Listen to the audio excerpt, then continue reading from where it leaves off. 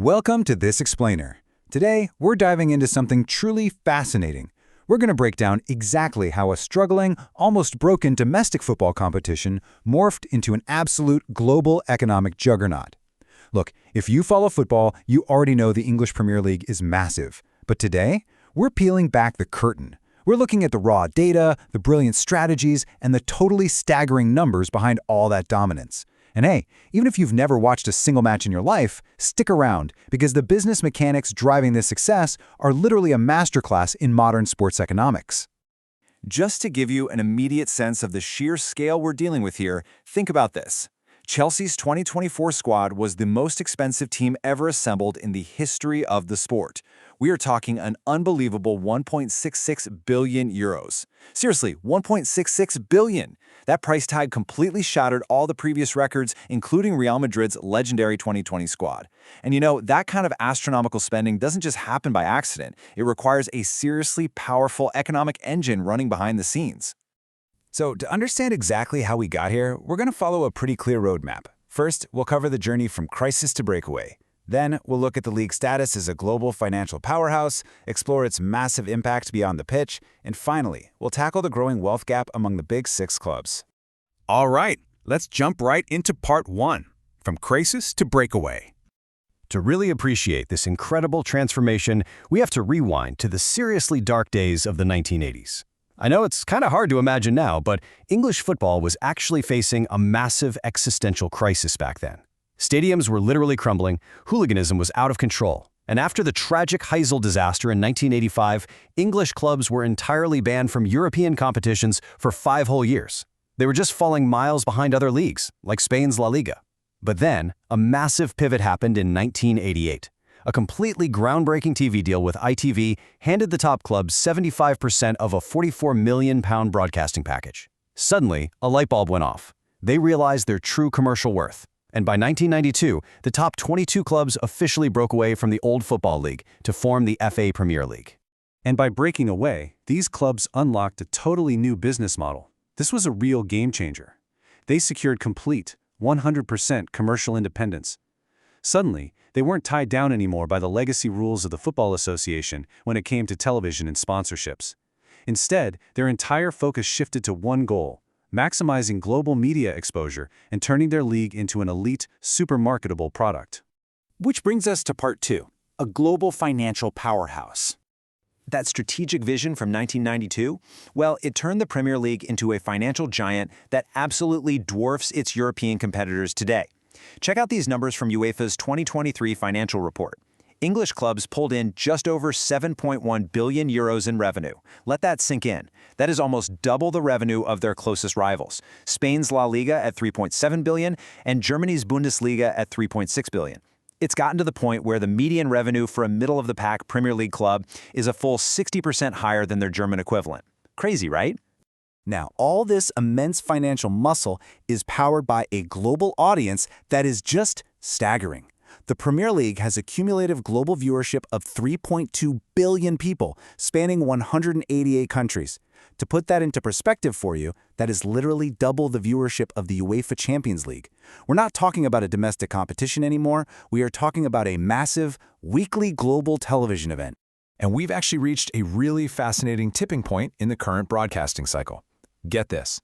For the very first time ever, overseas broadcasting revenue, which sits at £5.3 billion, has actually surpassed domestic TV rights in the UK. So with these multi-billion-dollar mega deals from networks like NBC in the US and NNT in the Nordic countries, the international appetite for English football has officially outgrown its own local market.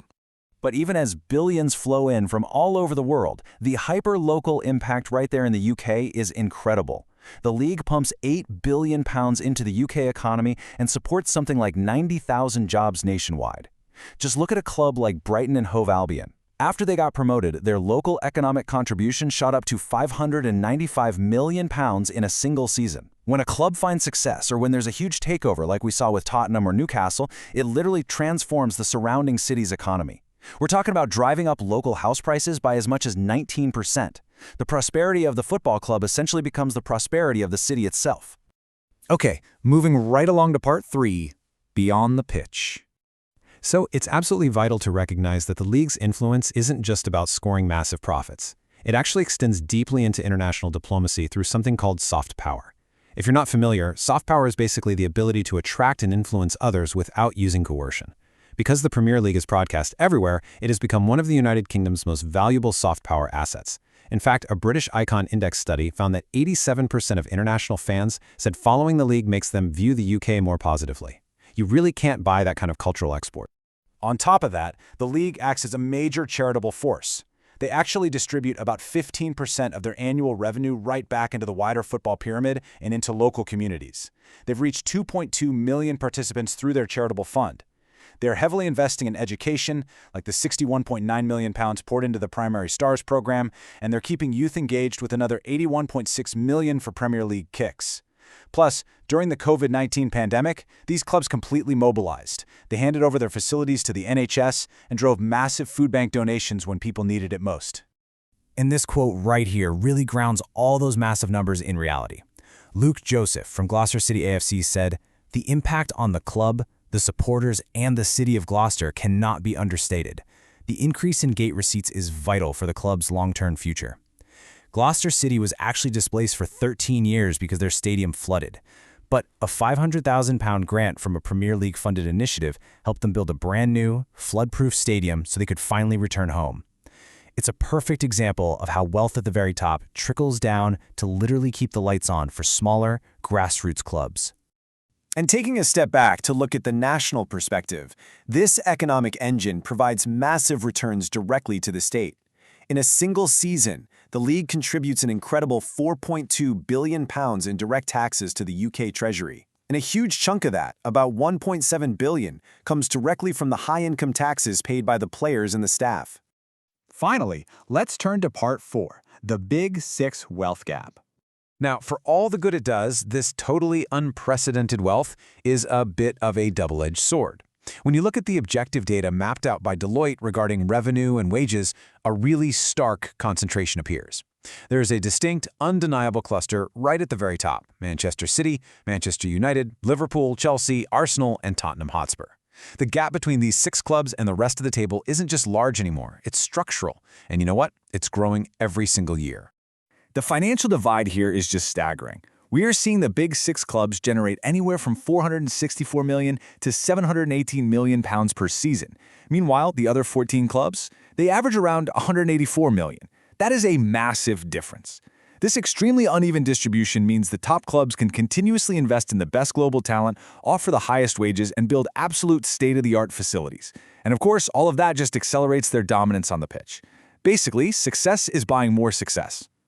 To see exactly what this wealth gap looks like in reality, when sudden outside wealth enters the picture, just look at Newcastle United. Back in 2021, they were acquired by a Saudi-led consortium backed by huge sovereign wealth. In that 2021-22 season, they finished 11th. But with a massive injection of capital to suddenly upgrade their squad and facilities, they rocketed all the way up to 4th place the very next season, qualifying for the Champions League. It's a perfect illustration of exactly what kind of money it takes to break into that elite top tier today.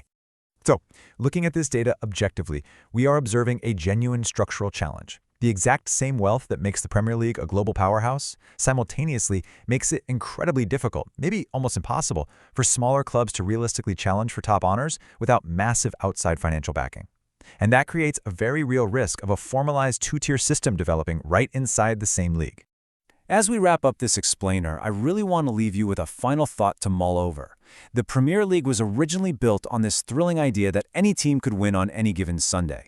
But as this financial gap keeps widening, we have to ask ourselves, will the relentless pursuit of global wealth ultimately destroy the competitive unpredictability that made the league so famous in the first place? It's a really delicate balance between maximizing profit and keeping the true spirit of the game alive. Thanks so much for joining me today to explore the fascinating business of the Premier League.